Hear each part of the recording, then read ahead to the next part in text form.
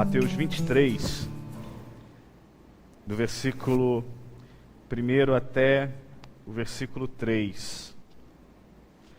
Então Jesus falou às multidões e aos seus discípulos: os escribas e fariseus se assentam na cadeira de Moisés, portanto, fazei e guardai tudo o que eles vos disserem, mas não lhes imiteis as obras, pois não praticam o que dizem.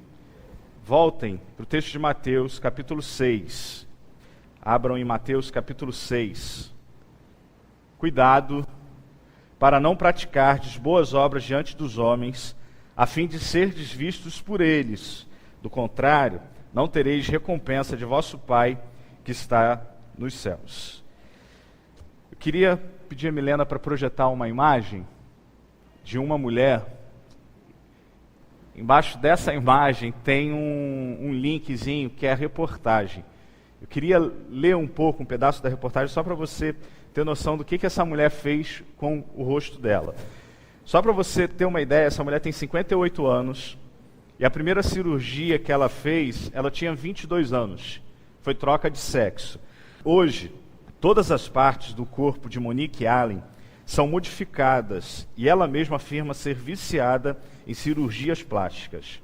Para você ter uma ideia, ela já fez 20 cirurgias no nariz e fez preenchimentos nos lábios 20 vezes. Removeu silicone dos seios de 8 a 12 vezes, além de 8 cirurgias nos seios. No total, ela já gastou R$500 mil até hoje. Ela estima que tem hoje cerca de 12 litros de silicone pelo corpo. Tudo isso tem um preço além do dinheiro, pois o seu corpo está marcado com cicatrizes por causa das cirurgias. Uma das consequências foi quando precisou remover parte do silicone no rosto, só que os médicos cortaram, para além da pele, cortaram alguns músculos. Ela ficou durante 1 ano com parte do seu rosto paralisado. Outra consequência, que silicone vazou de uma determinada parte do corpo e foi para a perna. Ela acabou tendo que ficar um certo tempo imóvel, imobilizada durante uma parte do tempo e parte do seu corpo imóvel, fazendo com que ela perdesse a sua profissão, que era dançar. Tudo isso por causa de uma ordem só, que é a ordem da estética. Lembra daquela propaganda eu acho que era da Sprite, que o que vale é o quê? É imagem. Imagem é tudo. Hoje, pensando sobre missão, visão, evangelização, eu quero tratar com você sobre o paradigma que a gente construiu, de que a gente às vezes pode até pregar sobre o reino, às vezes a gente pode até tentar ser um sinal histórico do reino, mas na maioria das vezes, algumas pessoas pensam apenas em aparecer para os outros uma imagem que na verdade elas não são. Penso que durante muito tempo a gente construiu no nosso cristianismo, no nosso seio evangélico, aquela coisa do que parece, mas não é. Aquele tipo de pensamento, aquele tipo de ideia de que eu pareço cristão, mas eu não sou. Pastor Cláudio, quando esteve aqui na igreja, pregando o aniversário da igreja nesse ano, disse que a lógica de hoje do mercado não é tanto o ter, mas o parecer ter. Aí algumas irmãs vão concordar comigo que aquela loja ali em frente, ou próximo ao Eldorado, que vende bolsa da Vitor Hugo, mais o que? Louis Vuitton. Quem já comprou lá sabe quais são as marcas que tem ali. E eu sei que algumas irmãs talvez tenham comprado ali. Tem irmãs que têm conta lá. Obrigado, Renato. O tesoureiro da igreja trouxe revelação do Senhor para a gente. Tem irmãs, qual é o nome da loja? Quem sabe o nome da loja? Mestre Álvaro, obrigado. A esposa do tesoureiro falou, trouxe outra revelação de Deus, falando que o nome da loja é Mestre Álvaro. Porque o importante é parecer ter. Aí tem um site, eu não quis colocar o link do site, porque algumas irmãs já sairiam daqui do culto, já talvez até agora na mensagem já olhariam. Tem um site em São Paulo que aluga bolsa, mas não é essa falsa que vende no Mestre Álvaro, não. Aluga a bolsa da Prada, aluga a bolsa da Louis Vuitton, Vitor Hugo, Chanel, eu vi o site, por isso eu estou mencionando os nomes e não aluguei para a Aline, nem vou alugar. Mas assim, valores de 40 até 300 reais para você alugar a bolsa por um final de semana, para você alugar a bolsa pela semana inteira, ou até para você alugar a bolsa pelo mês inteiro, para você parecer que você é alguém. É a lógica do mercado. Não basta apenas, talvez hoje, você comprar uma bolsa dessas marcas que você tanto quer comprar, mas o suficiente hoje é você parecer ter. Aí, por isso, a Uruguaiana, um centro comercial no Rio de Janeiro, baseado em camelôs, em cópias de coisas, vive lotada no Rio de Janeiro. E alguns irmãos cristãos vão para lá, para a Uruguaiana, para comprar CD e DVD falsificado, e acho que estão fazendo disso uma grande coisa, uma grande verdade, uma grande bênção. Pastor, eu comprei o novo CD do Fernandinho, lá na Uruguaiana, por 10 reais. Meu irmão, isso daí é instrumento do diabo, porque você tem que comprar o original. Acabou. Mas o parece ter, o parece ser, já é suficiente na ótica do mundo de hoje. Pensando nisso e trabalhando sobre isso, eu quero talvez tentar desconstruir um paradigma que a gente construiu na nossa espiritualidade de que parecer cristão é o suficiente. É preciso repensar se verdadeiramente somos cristãos, se fazemos as nossas ações movidas pela graça de Deus, pelo amor de Deus, pela misericórdia de Deus, ou fazemos como esses homens aqui fizeram no passado. Se a nossa mobilização, se a nossa ação, se a nossa celebração, se a nossa pregação, ou seja lá o que for, se tudo é feito para apenas parecer ou dar a ideia de transparecer que somos cristãos, aí não é novidade escutar de pessoas cristãs o seguinte: fulano de tal, na igreja, é um santo, homem de Deus, uma santa mulher de Deus, alguém assim que a gente pensa que é fenomenal na igreja, mas chega em casa, fulano de tal, é um instrumento do diabo. Pensar sobre isso é algo que incomoda muito, porque quebra-se alguns paradigmas e desconstrói-se algumas verdades. Porque eu e você, infelizmente, preferimos a estética do que a ética. Porque eu e você, na maioria das vezes, no nosso relacionamento com Deus, a gente prefere que as pessoas nos olhem e nos aprovem do que a gente prefere que Deus nos olhe e nos aprove. A maioria das nossas manifestações religiosas e dos nossos passos espirituais, a maioria das pessoas pensam na aprovação e pensam, digamos assim, no que o outro vai dizer sobre mim. Aí pensar sobre essa ótica ou sobre essa, digamos assim, ação de estética em detrimento da ética, eu quis ler esse texto porque todos esses homens aqui conheciam a lei. Todos esses homens aqui sabiam o que era certo. Todos esses homens aqui sabiam o que eles deveriam fazer e o que eles não deveriam fazer.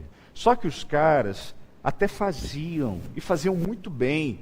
Você pensar na construção religiosa de um saduceu, de um fariseu, de um escriba, de um doutor da lei, você vai pensar e vai falar assim: pô, o cara é irrepreensível. O cara, assim, faz coisas assim que humanamente é impossível de serem feitas. O cara tem a roupa muito limpa, o cara tem as mãos limpas, o cara tem a oração, que é a oração modelo. Muito obrigado, Senhor meu Deus, porque eu não sou como esse publicano, eu jejum 2 vezes no dia, dou o dízimo de tudo quanto eu tenho, eu venho aqui no templo todos os dias. É o tipo de oração, é o tipo de projeção que eu e você a gente tem. Só que vai mais a fundo, vai ver qual é a espiritualidade do cara, vai ver qual é a ética do cara e não a estética do cara. Vai ver o que o cara pensa, vai ver como é que o sujeito é dentro de casa, vai ver como é que o cara é dentro do trabalho, como é que ele é na faculdade, como é que ele é quando ninguém está vendo, como é que ele age no seu cristianismo no quarto, quando ninguém vê, quando a esposa está dormindo, quando o marido está dormindo, quando ninguém vê, quando ninguém está com seus olhos sobre eles, como é que esse sujeito é, como é que essa mulher que se diz cristã, que vem aqui em cima, canta, prega, dança, levanta a mão, bate palma, como é que ela age no seu dia a dia. Esse texto é chamada para a gente poder pensar se o nosso cristianismo é muito mais estético ou é muito mais ético. É muito mais estético no sentido de formas. E a gente vibra com isso. A gente ama isso. A gente ama quando chega numa igreja, uma igreja está bem feita, está bem arrumada. O ministério de louvor está todo direitinho, todo certinho, todo enxuto. O som está tranquilo, não dá microfonia. O pastor até que prega bem. A mensagem depois do pastor, o momento de reflexão depois do pastor é muito interessante. A igreja tem uma cantina que funciona. A igreja tem uma EBD, uma classe, a igreja dos meus sonhos que funciona. Sabe, mas às vezes a gente fica focado nessa estética, em fazer, e a gente não cuida da ética. Aí por isso é preciso repensar que paradigma nós estamos construindo. Se é o paradigma da espiritualidade estética ou se é a construção do cristianismo ético. É aquele que não importa se eu estou na igreja, se eu estou em casa, onde eu sou o sinal do reino. Eu mencionei para os irmãos na primeira reflexão, mas eu não fui tão detalhista assim, eu não quis entrar tanto no assunto, que a gente foi desconstruindo alguns paradigmas.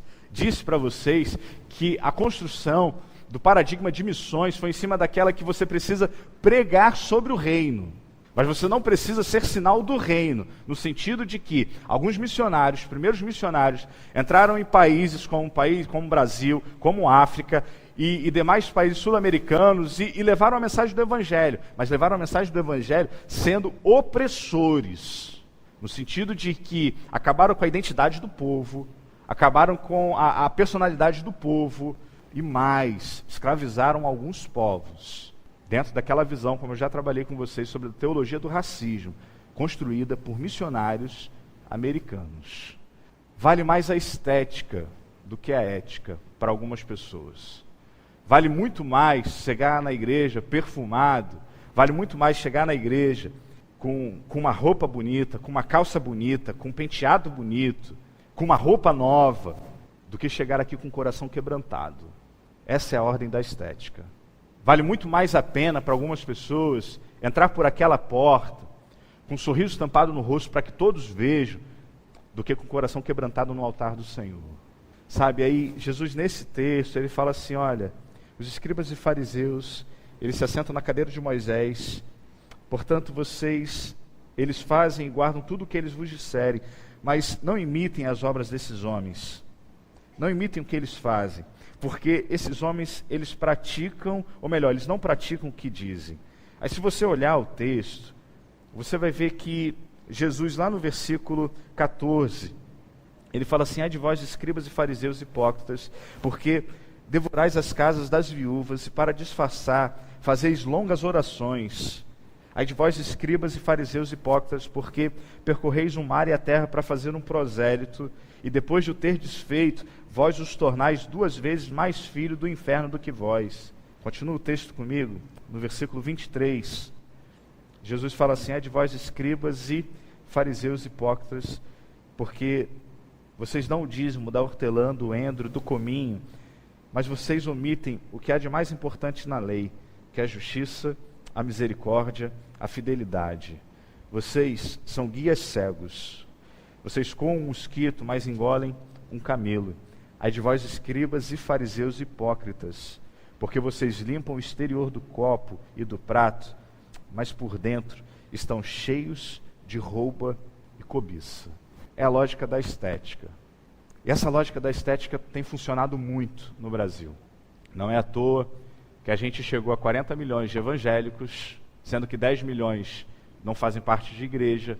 Não é à toa que a Som Livre olha para o mercado evangélico e diz assim, bom, ali a gente tem um grande mercado que a gente pode vender, não importa tanto se a Som Livre não é uma gravadora evangélica, não importa isso. O que importa é o latino dizer o seguinte, eu vou para o mercado gospel, porque no mercado gospel eu posso vender mais CDs e DVDs.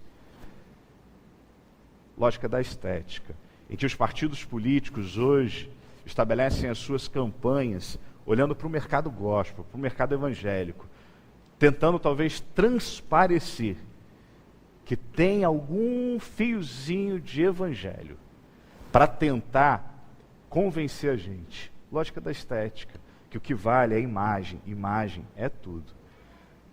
Aí é curioso, Jesus, aqui nesse texto, vai justamente quebrar esse paradigma, tanto para os discípulos, quanto para esses fariseus e saduceus, para dizer o seguinte, filho, o que você faz quando ninguém está vendo, eu estou vendo. O que você faz lá quando você entra na casa da viúva e ora com aquela viúva, mas na verdade você está interessado no pão sem fermento, você está interessado no vinho que aquela viúva tem em casa, você está interessado naquele bolo sem fermento, eu estou te vendo.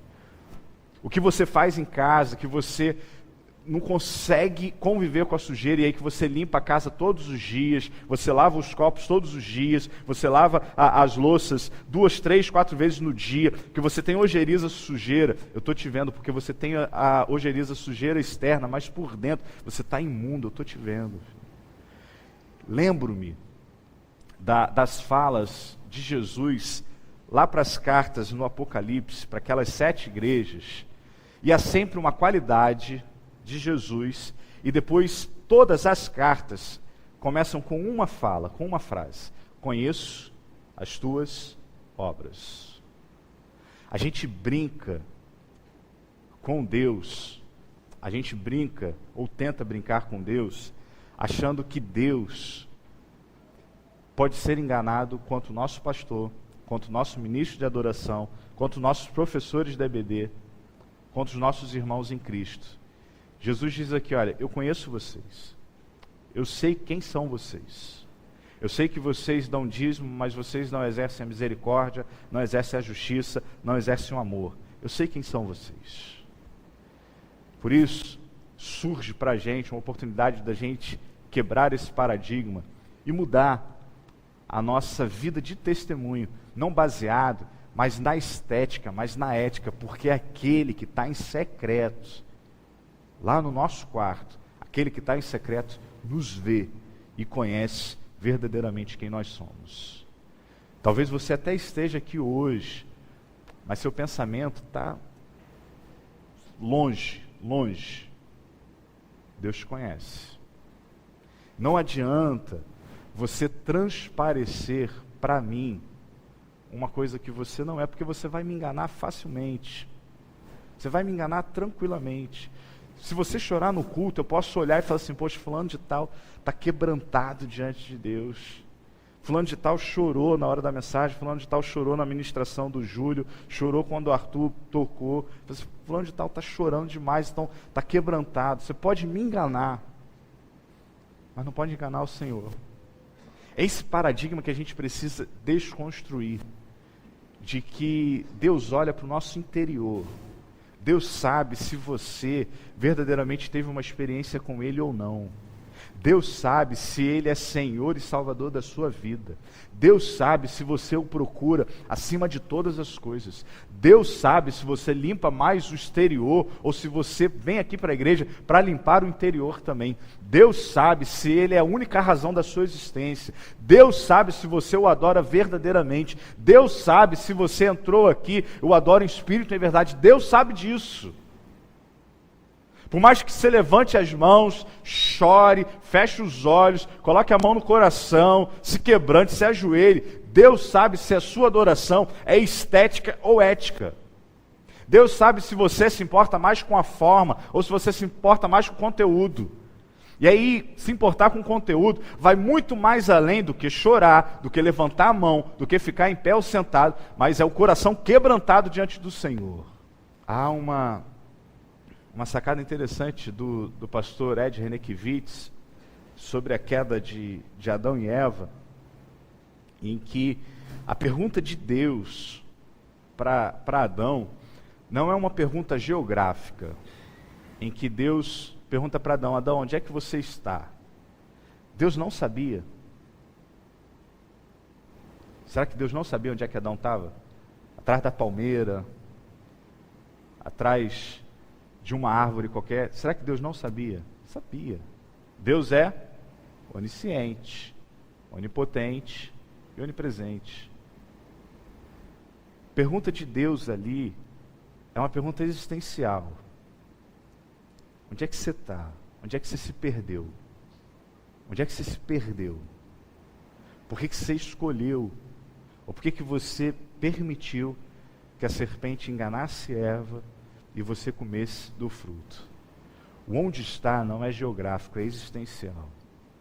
E acredito que Deus faça essa pergunta para a gente todas as vezes, quando a gente prefere a estética em detrimento da ética. Onde é que a gente está? Onde é que a gente parou? Onde é que a gente se perdeu? E a gente achou que Deus se importa muito mais com um prato limpo, com um copo limpo, com roupas limpas, com celebrações todas direitinhas, com a mensagem toda certinha, quando na verdade Deus diz que um coração contrito e quebrantado Ele não despreza. É abandonar a estética para viver uma ética cristã, em que a gente é diferente dessa turma aqui, em que a gente faz, a gente guarda, mas a gente vive uma vida realmente de testemunho. Sabe, eu acho que isso tem sido pregado, isso tem sido falado. Não é a primeira vez que você ouve essa mensagem, não é a primeira vez que você entende essa questão de testemunho, não é a primeira vez que eu acho que você leu esse texto. Só que a gente precisa abandonar esse cristianismo para os outros. Não é questão de serviço, mas a gente precisa viver um cristianismo, em primeiro lugar, para Deus e para a gente. Em que a gente olhe para dentro da gente e a gente se incomode com aquela mentira que a gente disse para o chefe, que a gente se incomode com aquela má educação que a gente está fazendo com o pai e com a mãe, com aquele distrato que a gente está fazendo com o nosso cônjuge, com aquela desonra para o pai e para a mãe, com aquela irritação que a gente está promovendo nos filhos, sabe, com aquela morcegada que você dá no trabalho, porque o seu chefe foi fazer uma visita. Aí chega no domingo, você celebra tranquilamente, porque o pastor está me vendo, porque o Júlio está dirigindo o culto, porque o Arthur está celebrando. Então eu preciso parecer, eu preciso que alguém me veja, eu preciso ser aprovado pela multidão. Concluo citando uma canção no livro Outra Espiritualidade, do pastor Ed Renekiewicz, que ele diz o seguinte: quando você olha bem no íntimo, através do teu sorriso, o que será que Deus vê? Bem além da sua lógica, bem atrás de toda a estética, o que será que Deus vê? Um coração aflito, um espírito ferido e uma alma cansada de representar, alguém desconfiado, sem um verdadeiro amigo, a quem possa se abrir e se envergonhar.